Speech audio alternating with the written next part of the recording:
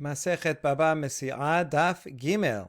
We're talking about authorship of the Mishnah, and already yesterday we compared the opinion in our Mishnah to two Tanaim, Ben Nanas and Somchos, and we concluded that yes, it can be according to them. And so now we're testing it, comparing it to an opinion of Rabbi Yosef. Lema matnitin de la Rabbi Yosef de Rabbi Yosef ha'amar im ken ma hifsid ramai ela hakol yemunach ad sheyavo Eliyahu. It would seem that our Mishnah cannot be the opinion of Rabbi Yosef, because Rabbi Yosef in a Mishnah on 37a talks about a case where two people deposit money with a watchman. One of them deposits $100 and one of them $200. And the watchman does not remember who gave them the 100 and who gave them the 200. So later on, both of them come and they both claim that they were the 200 guys. So one of them is telling the truth and one of them, the guy who gave 100, is lying. So what do we do in such a case? So there's a machloket. Rabbanan say that, well, they're in agreement that each of them deserve to get 100, right? The watchman has 300 altogether. So he gives 100 to each of them because surely everyone agrees both of them gave in 100. The dispute is only over the last 100, and so the last 100 we put in escrow until Eliyahu Navi comes, and then we'll figure out, until there's more proof, if maybe some witnesses will surface. But until that time, we put in escrow. Nobody gets it, because how do we know who we're going to give it to? You can't say because neither of the two litigants has it in their hand. It's in the hands of a third party. So that's what we do. That's the opinion of the rabbis. However, Rabbi Yosef disagrees, and he says you take all 300 and you put all 300 in escrow. If you guys cannot agree, then none of you can have anything. Why? Because imken ma hifsid ramai. Rabbi Yosef says we want the person who's lying to lose out on something. If you give the $100 guy $100, then he's not losing anything, and so he has no disincentive to lie. So instead, we say, you know what? If you're not going to fess up that you are lying, then you're going to get nothing. So then the guy who's lying is going to say, oh, look, now I have nothing. I may as well confess. Okay, forget it. I changed my mind. I'll take the 100. The other guy has the 200. And that way it will encourage that person to tell the truth. And so we deny everyone all of it. Okay, that's the machloket over there. So now our Mishnah, it seems, cannot be Rabbi Yosef, who says im ken ma hifsid ramai. Rather, all of it. This was his words, Rabbi Yosef. All of it should be left until Eliyahu comes.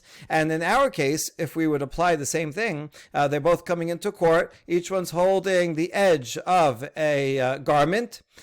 So according to Rabbi Yosef, we should take the entire garment that's contested and put it in escrow, put it in a safe place somewhere until Eliyahu Navi comes and he can tell us who it really belongs to. But instead we say that they swear and split it. So you see, our Mishnah is not the opinion of Rabbi Yosef. We counter, Elamai Rabbanan, Kevan David Rabbanan, Hashar Yemunachat Shevo Eliyahu, Ha-Nameh, Kishar Dameh, V'Desefeka. So who is their Mishnah? Not like Rabbi Yosef. It's like Rabbanan. Wait a second, but look what Rabbanan said. They said, yeah, you divvy out 100 to each, but then the third 100, we put in escrow until Eliyahu Navi comes, because that's the disputed amount. Well, in our case, where they're both holding on to a garment, and this one says it's all mine, and the other one says it's all mine, the entire garment is disputed, and therefore, according to Rabbanan, also, the entire garment should be put in escrow, not split down the middle. So now we're left with nobody, not Rabbi Yosef and not Rabbanan. We have no author for our Mishnah. So we answer first for Rabbanan, and then we'll answer for Rabbi Yosef. Hai mai, amat bishlama Rabbanan hatam devadai hai mane dechad minayuhu amri Rabbanan yehem munachat sheyevo Eliyahu hachad ikalemema detarvayuhu amri Rabbanan palge bishvoah. The two cases are not equivalent for Rabbanan. Over there, in the case of the of the watchman, there Rabbanan makes sense, because there certainly one of them has 100, and so the rabbis say that let the third 100 be left until Eliyahu Hanavi comes, because certainly one of them is lying. They each should deserve 100, so fine, so give it to them. But the last 100 that's in dispute only belongs to either one or the other, not both. And therefore, since one of them is definitely wrong, we cannot just split it. That would be unfair to split it. We're going to leave it in escrow until Eliyahu Hanavi comes. But in our case of the garment, it actually is possible that both of them are telling the truth, because maybe they both picked it up at the same time. So that, well, each one thinks that they're telling the truth. But the final verdict of splitting it into two can be a correct verdict, because if they really came simultaneously and picked it up, then each one does deserve half. So why should we put it in escrow and say nobody gets it, when it's very possible that this one deserves half and that one deserves half? So the rabbis make a distinction. In the case of the garment, since it's possible that they each own half, let them make an oath, and then they can that they don't own less than half of it, and let them split it. And it's only in the case of the watchman where one of them is surely lying, and this $100 the last 100 goes to or either one or the other. That's where he says it goes into escrow. So Rabbanan can be the author of our Mishnah. But we still have a problem with the Biyoseh. Ela iyamat Biyosehi hashta umahatam de bevadai ika mane lemor v'ika mane lemor amar Biyoseh yehemunach ad she'evo Eliyahu hachad ika lememad echad minayuhu lo kol sheken. According to the Biyoseh, we have a kavachomet. If in that case where for sure we know that one of the hundreds belongs to this guy and one of the hundreds belongs to the other guy, right? And no one disputes that regarding the first 200. And yet Rabbi Yosef says, as a penalty, we're not going to let anybody have any of it, because we want the one who's lying to confess. And so even when we know that this guy deserves 100 and this guy deserves 100, we still put it in escrow. All the more so in our case, where it's possible that all of it really belongs to one guy and the other person doesn't deserve anything at all, so all the more so it should be put in escrow. In other words, if the BOS says that when we know that this 100 goes to this guy and this 100 goes to that guy, and nevertheless we don't even grant them the part that we know they deserve, because we want to make someone confess and we put in escrow, then all the more so when we don't know if this guy deserves any of it, or maybe that guy deserves none of it. So how can we give anybody anything at all? It makes more sense in our case of the garment to put the whole thing in escrow. So we're back to our question. It seems that the Mishnah cannot be the opinion of the Biyoseh. But we answer, Afilu tema de Biyoseh, hatam vadai ikaramai, hachami emar de ikaramai, ematarvayu behadeh hadadeh agbehu. The Biyoseh says, in that case of the watchman, definitely one of them is lying. The guy who actually gave 100 in the beginning is lying now and saying that he put in 200. So we want him to confess, and that's why it makes sense to say nobody gets anything until the liar confesses. But here, we don't know for sure that there is a liar. It could be that they picked it up together at the same time. Each one thinks that he was first, but he's not lying. He thinks he deserves it, and we're going to split it down the middle, and it could be that both of them really do deserve half. So now, if you're going to put it in escrow, who are you penalizing? There may not be a liar at all here. So they're not going to come to confess because each one thinks, I deserve at least half, right? I picked it up first. And if not, at least I picked it up at the same time. So since there is not for sure a liar here, it doesn't make sense to penalize everyone and take it away totally until the liar confesses. Maybe there is no liar. Good. That's one explanation for how the Mishnah can be the Biyoseh. And now we have a second, Inameh.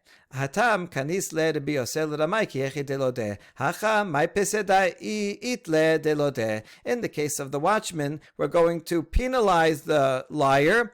The Biyoseh does so that he will admit. In other words, the liar, the one who gave 100, we're going to tell him, listen, you're going to get 0 until you confess. So he's losing money because He gave money to the watchman, and now he's not going to even get back his $100 till he confesses. So that it's so that there it makes sense to take everything away to make sure that he will confess. I mean, logically, it would actually make sense for the 200 guy to say, you know what, at least give me 100 out of it. But more likely, a person who's honest, right, out of principle, is going to say, no, fine, I'll wait, I'll forego my 200. I'm not going to admit to only 100 when I deserve 200. So he'll have more staying power. The liar, we assume, will have less staying power because he doesn't deserve the extra 100 anyway. So he says, okay, fine, I may as well confess, at least get my 100. So when there's a loss, then that's an incentive for the liar to confess. But here, there is no loss. Let's say the other guy had picked it up first. So it all belongs to the guy who found it first. Someone else comes and he grabs the other edge of it and says, I found it first. So now if we say, you know what, we're going to put the whole thing in escrow. Now the liar, he's not losing anything. He had 0 at the beginning of the day, so he'll still have 0. Okay, put the whole thing in escrow. Let it stay there forever. The liar has no incentive to come and confess, because then if he confesses, he gets 0. So since there's no loss to him, it doesn't make sense to put the whole thing in escrow in our case. And so the Biyoseh may readily agree that these two cases are different. All right, so we have 2 good answers. We can test the answers from the next clause in the Mishnah. Tenach metzi'ah mikach u'mimkad ma'iga lememad. So this makes sense for something that's found. But for the second clause, when it says ze omed kula sheli v'ze omed kula sheli, and we explained that line yesterday as being a separate case of where 2 people go into a store and one guy pays money and buys it with the agreement of the seller, and the other guy someone else comes and says, oh, I really want that, and forces money into the hand of the seller. So they both deposit money to the seller, and then they walk out of the store each holding half of the garment. And so, in that case, also we say make a vow and split it. So, in that case, they are losing money. So, actually, according to the Biyoseh, since in that case both of them did pay money, they both gave money to the seller, and so we should take it away altogether and put it in escrow. And until the liar knows that he's not the one that really owns it, until he confesses, he won't get his $100 back or the garment until he comes and confesses that, you know what, I changed my mind. Really, it's his. He bought it first, and I forced the hand of the seller. So there, according to the Biyoseh's logic, if this was Mishnah was a Biyoseh, he would say, put it in escrow. So since we run into a difficulty there, we say, you know what, the second explanation we're going to abandon. And the first explanation is clearer, is better, because that will work for both. Again, here, who says that there's a ramai? The second person who goes into the store, he may not know that the other guy had paid first. He may think, oh no, I paid first. I was there before you. I give it to the other cashier before you give it to this cashier. And so he may very well, it could be that they both paid at the same time, and therefore they should both get half. So since there isn't necessarily a liar, it doesn't make sense to penalize and say we're going to take it away until the liar confesses. Maybe there is no liar. That answer will apply to both.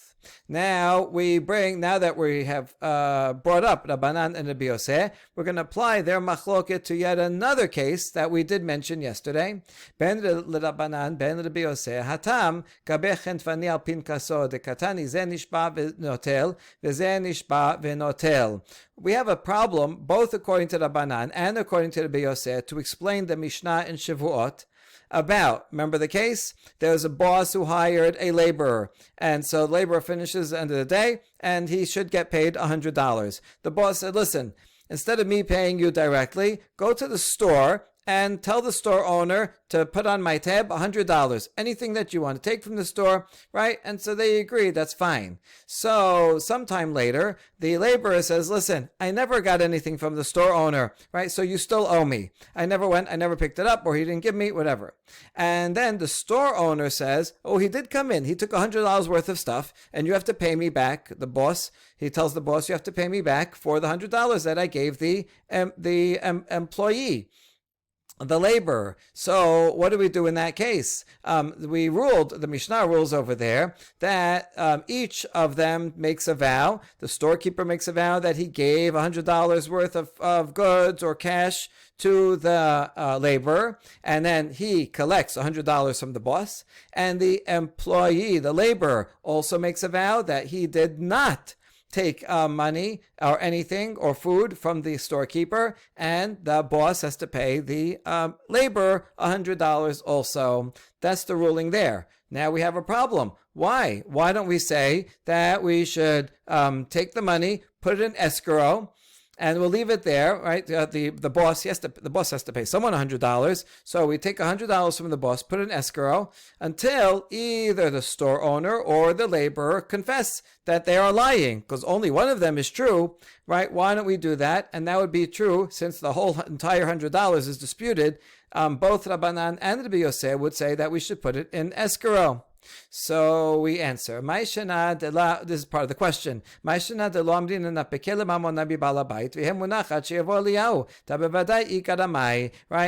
What's the difference in this case as the case on 37? That we do not say in the case of the store owner that we take the $100 from the boss and let it be put in escrow until Eliyahu Navi comes, because certainly one of them is a robber. See, on the previous, in our Mishnah, what we just saw above is that since in our Mishnah we don't know for sure that one of them is a robber, that's why it does not make sense to put it into escrow. But here, this should be the same.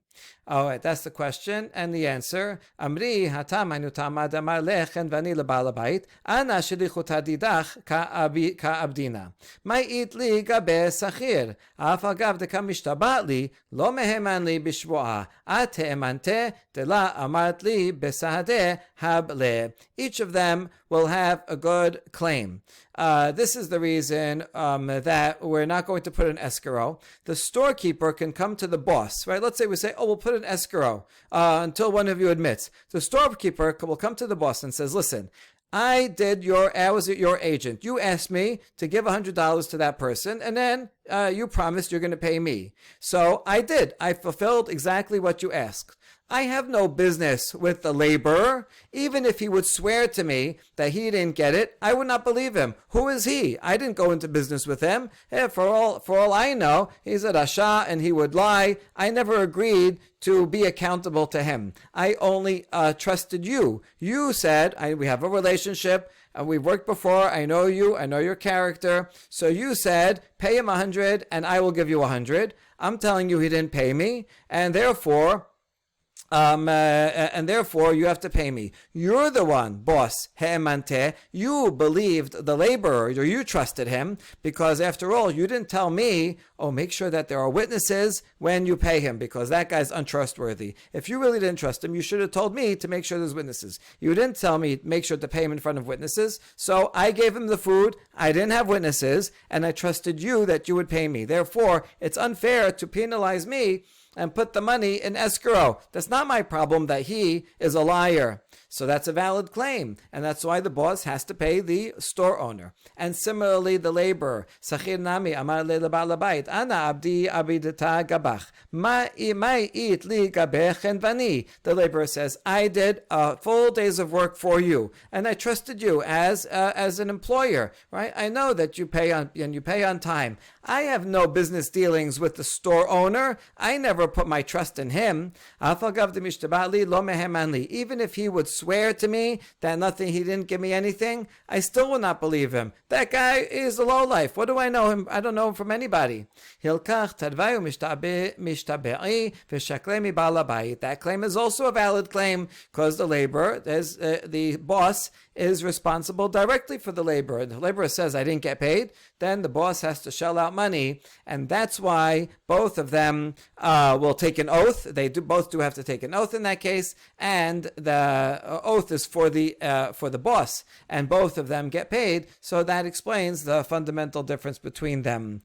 So from this exercise we see, right, how sensitive we have to be to the various claims and the various psychology of that you only put something in escrow when the psychology makes sense. That one of them is for sure a liar, and then by taking it away, that will encourage the person to confess, right? That would be a valid claim, but that only works where the scenario is such that one of them is definitely a liar, and that they also are responsible to each other, which is not true in this case.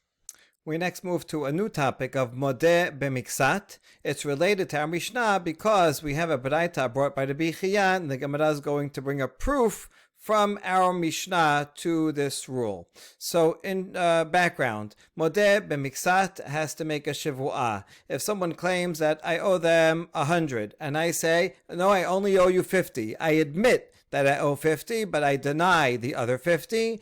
Because I admitted part of it, I have to make a vow regarding the other half. Whereas if I deny the claim totally, I say, I don't know who you are, I never took anything from you, or I paid you back totally, and I owe you 0, then I don't have to make a vow at all. We're talking about a case where the person making the claim has no proof, does not have witnesses. He has no witnesses, I don't have to answer him. But if I do admit to half of it, or any part of it, then I have to make a vow regarding the rest of it. The logic of that law we'll see coming up. So that is established law. Now the question is, what if someone claims 100 and I don't admit that I owe the other half, but witnesses come and say that I do owe some of it, part of it. So here's the case. Taneh Bichia, maneli biadcha, ve'ala omer en lecha biadi kelum, ve'adim me'idim oto sheyesh lo 50 zuz, noten lo 50 zuz v'shaba al hashe'ar. If someone claims $100, I lent you $100, you have it, you owe me all 100. And the borrower says, no, I have none of your money, I paid you back totally, I owe you 0. So if we stop there, the lender has no proof. The borrower does not have to make a swear, doesn't have to do anything. But then witnesses come and they say, actually, you owe 50. That the witnesses know that he owes 50. So it's not modeh b'miksat, but there are edim to miksat. Then the borrower has to pay the other half, and he also has to vow regarding the entirety, because the witnesses only say, listen, I know you owe half. The witnesses don't know anything about the other 50. So the witnesses for the other 50 are not here, not there. Since the witnesses say for sure you have to pay half, then for sure he has to pay half. And the other part that he's denying, even though he denied it, and there is no proof, since the witnesses came and are in the place of an admission, just like if the borrower admitted to half, he would have to take a vow and to not pay the other half. So to here, since witnesses prove that he owes half, the defendant has to make a swear in order to get out of paying the other half. That's the Baraita. And it makes sense. It makes sense that confession should not be stronger than witnesses. Witnesses are like the top level. You kill someone based on witness testimony. So admission should not be stronger and require him to make a vow. Should not be stronger than witnesses, and that witnesses would not have to make require him to make a vow. Should not be so. Witnesses should be stronger from a kal vachomer. We're going to elaborate on what this kal vachomer is, because seemingly admission is also very strong. Okay, so vetana tuna. And now here's where we're bringing in our Mishnah. We can bring a proof from our Mishnah. The Tana taught in our Mishnah a similar law. Shenai mochazim betalit ze omer ani mesatia vechule vehacha kevan de tafis anan sadeh demai de tafis hai didehu umai de tafis hai didehu vekatani shaba. Our Mishnah is not really exactly the same because there are no witnesses in our Mishnah, but nevertheless we're making an analogy. Two people come in, they're holding a garment, and each one claims that they found it, and therefore it's all theirs. Now, since they're holding on to it, the holding on is an anansadeh. It's an assumption. We testify. If you come in holding something, then we assume it's yours. And if you come in holding half of something, then we can assume that that half is yours. So what do we have here?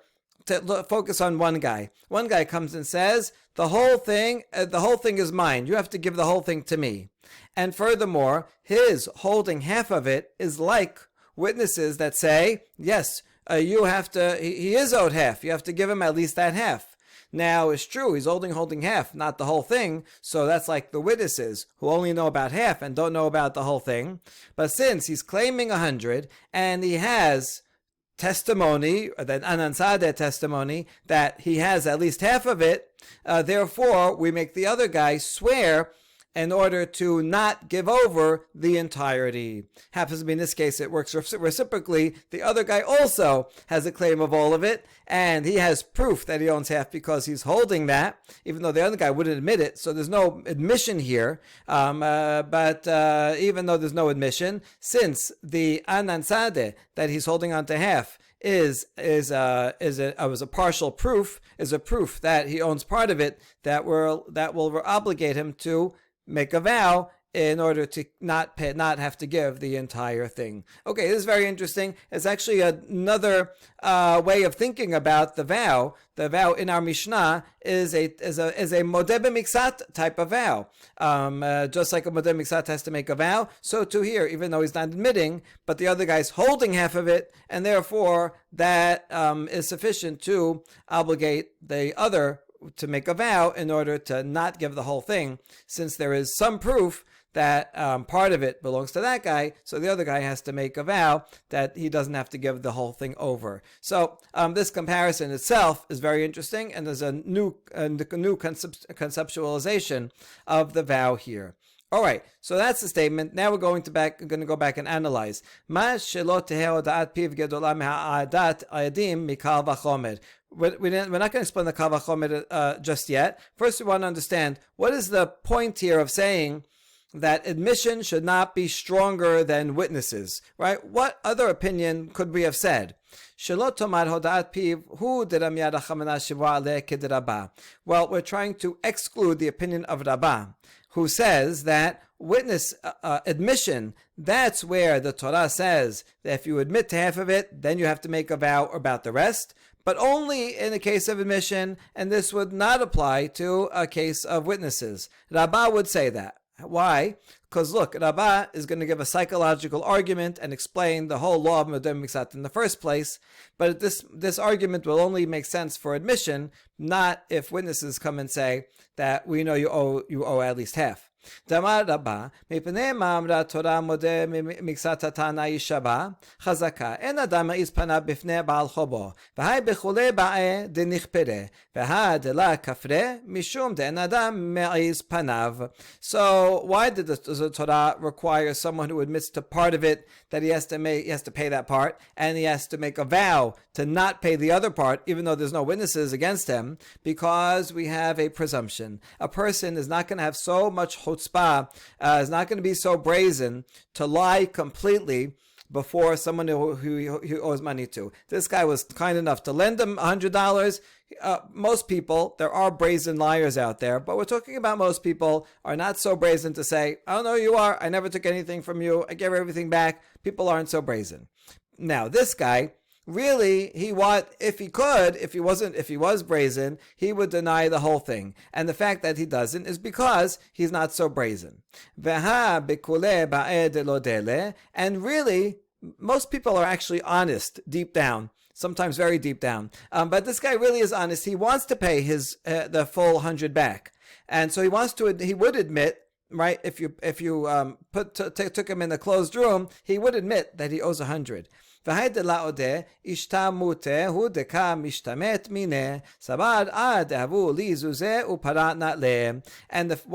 he admit to the whole thing? Because he's trying to evade his lender.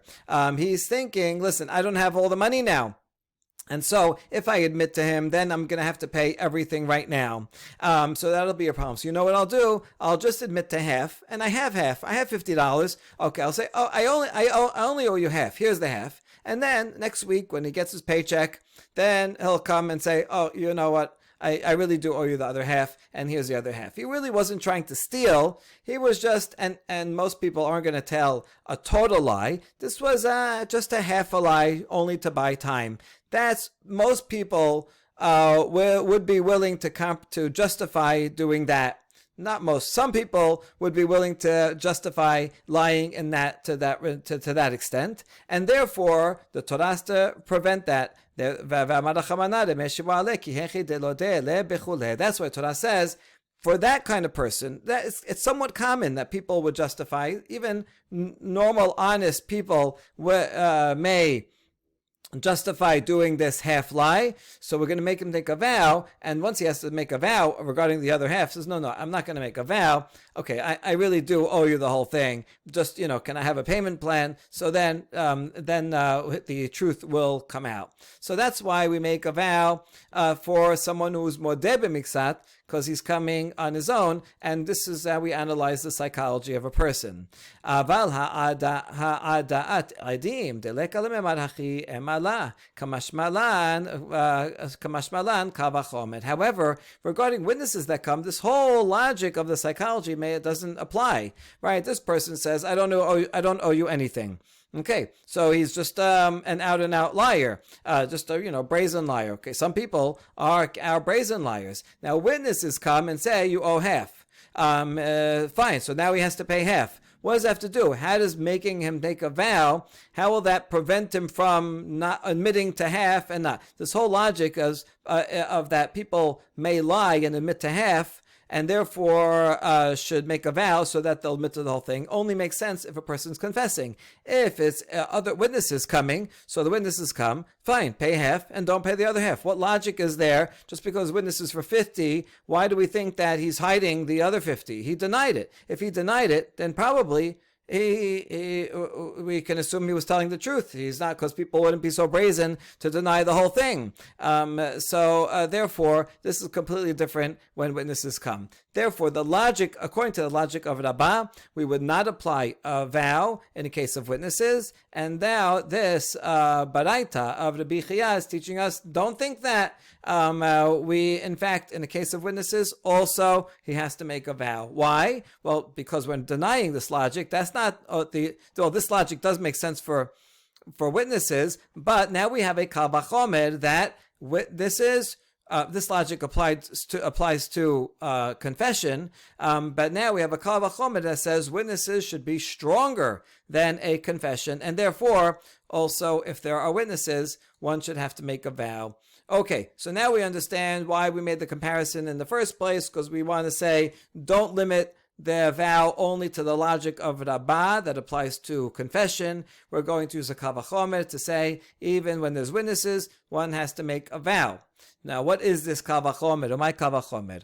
Uma piv she'en mechayevo mamon mechayevo shivua. Edim shemechayevin oto mamon en odin mechayevin oto shivua. If where a confession will not require someone to make a payment, and yet through a confession one has to make a vow. One has to make a vow in this case. We'll explain the mammon in a minute. So witnesses, where if witnesses come and they say you owe $500, you have to pay $500. So all the more so, they will require someone to make a vow if the witnesses show that at least half of the claim is true. Now we ask about the premise. What do you mean that a confession does not require someone to pay? We have a rule that the confession of a litigant is the same as 100 witnesses. If I come and say, I admit I owe you $100, then I owe you $100 and I have to pay it. My mamon kenas. No, when we said money, we're not talking about just I come and say I owe you money and admit to that, but rather we're talking about a fine. A fine only applies if witnesses come, but not if I admit it. If I stole something from you and then I admit it and I give the thing back, I don't have to pay double. So that's what the kal vachomer means. Uma piv she'en mechayevo kenas mechayevo shivua. Edim shemechayevin oto kenas en odin shemechayevin oto shivua. If when I admit that I stole something, I do not have to pay a fine, and yet if by admitting to half of something, I will be required to make a vow. So witnesses, if they come and say that I stole something, I have to pay double. That's a fine. All the more so, witnesses are more powerful than someone's own confession, and so certainly will require me to make a vow if the witnesses say that I owe half of the claim. Okay, that seems to be a good kal vachomer. But now we're going to reject it a few times, and we're going to successfully reject it.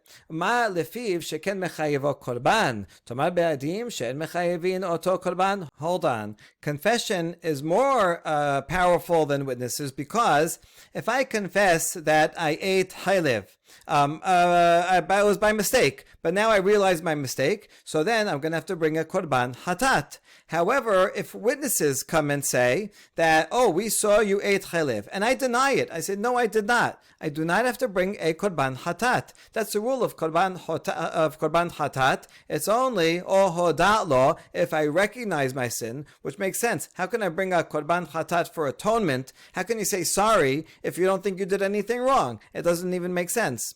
So therefore, if I recognize that I did something wrong, or even if witnesses come and say, I said, well, I guess you're right, could be you're right? I don't deny it. I have to bring korban chatat. But witnesses by themselves, if I deny them and say it's not true, I don't have to bring korban chatat. But if I confess, I do.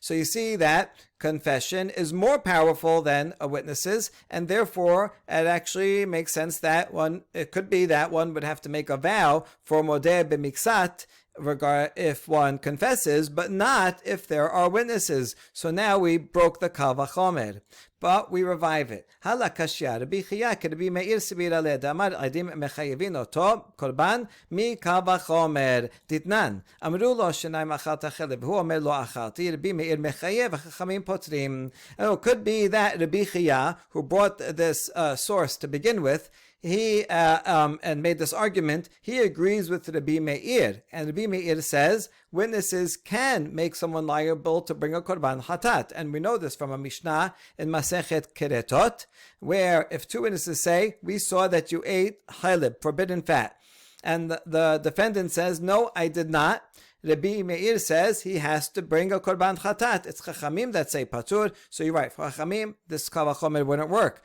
But for Rabbi Meir, it says chayav. You see that witnesses are always stronger than confession. So therefore, if one confesses, one has to make a vow. All the more so, when witnesses come, he should have to make a vow. Amar Rabbi Meir, Im eviu shenayim lidei mita chamora, lo eviu lidei korban hakal, amru lo, ma im yirseh lomar mezid hayiti pater. We continue from the Mishnah, where Rabbi Meir explains why he thinks one would be liable. He uses a kal vachomer, even though Rabbanan had a good argument also. How could you bring korban chatat if you're not sorry because you deny that you did it? But nevertheless, Rabbi Meir says, kal vachomer, if two witnesses can cause someone to get capital punishment, which is the most severe thing ever, then all the more so they should require him to bring a korban. Chachamim responded to that. No, a person could get out of bringing a korban by saying, "Oh, that cheleb, yeah, you're right. I did eat it, and I did it intentionally." You can't bring a korban chatat if you sinned purposefully. This is a very important Torah law that people shouldn't think that they can go and sin and they can bring korban chatat and then they could do it again. So that's not true. You only bring korban chatat. That's what a lot of people thought in the olden days. Some people still think that they could sin and then give charity and then they're okay. No, the korban will only work if you did it by mistake. You weren't so careful, but you didn't do it on purpose, and so that's where korban works. So since a person could, in any case, get out, even if witnesses come, and the person could get out of bringing the korban if he wanted, and that's why Chachamim say it's not the same as a death penalty. If witnesses come and say, "I killed someone," there's nothing I could do to get out of it. That's why witnesses will require the death penalty. But witnesses cannot require me to bring a korban, since in any case I could get out of it by saying that I did it on purpose, and therefore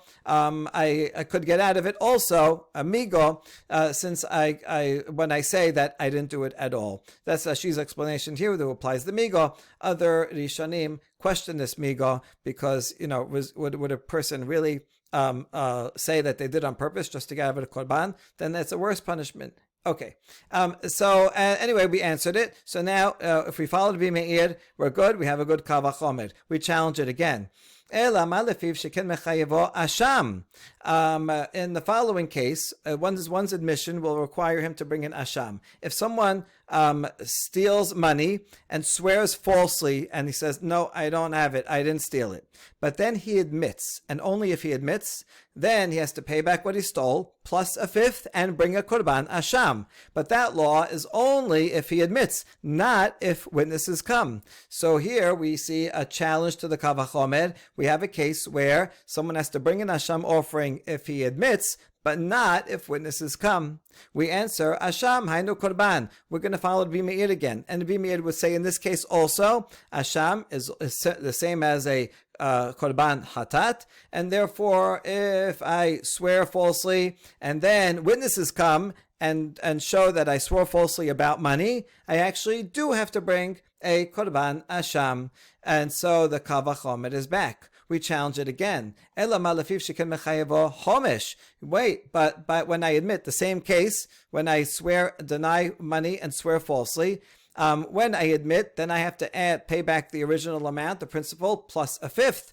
But that's not true. If witnesses come, that I'd have to pay a fifth. That's the general opinion. And we answer, halakashya Rabbi Chia Rabbi Meir Sivir le ki echid mechayev le korban mikal vachomer mechayev le chomesh mikal vachomer. No, here also Rabbi Chia is following Rabbi Meir, and Rabbi Meir says, just like you require someone to bring a korban, based on the Kal Vachomer. Remember, his Kal Vachomer was, if two witnesses can give someone capital punishment, all the more so, they could require someone to bring a korban, and that's true for korban chatat. It's true for korban asham in this case, and it's true also for paying a fifth. The same Kal Vachomer. If witnesses can give someone capital punishment, all the more so, they can make someone pay a fifth when they come and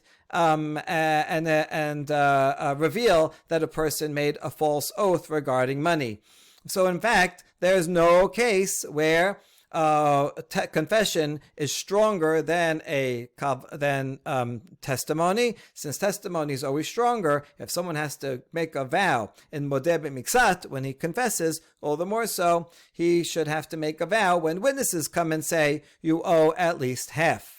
אלא מה לפיו שכן אינו בהכחשה ובהזמה, תאמר בעדים שישנן בהכחשה ובהזמה. Final blow to this Kal Vachomer, one's admission is not subject to contradiction or refutation by edim zomemin, which is a strength. And that's a weakness of witnesses where they can be contradicted. If one set of witnesses come and say, oh, you owe money. A second set of witnesses say the opposite. So then that's contradictory testimony. I wouldn't have to pay. Or if second set of witnesses said, you couldn't have testified to that. You were with us in the bowl game in Chicago. And that's edim zomemin. So you see, that's a weakness of witnesses. But if I admit to something, I admit that I owe you $100, even if witnesses come and say it's not so. Even if other witnesses say, oh, I wasn't even there at that time, it doesn't matter. Confession stands and cannot be contradicted by other witnesses. So you see, even according to the Meir, there's no way to answer this question, this challenge. Since there is a case where confession is stronger than testimony, therefore it actually makes sense. It could be that one would have to give a vow in modeh b'miksat for confession, but not for witnesses. So this Kal Vachomer is broken. Instead, we're going to offer a different explanation of this Kal Vachomer based on one witness, and we'll leave that to the next stuff. Baruch Adonai Le'olam. Amen ve'amen.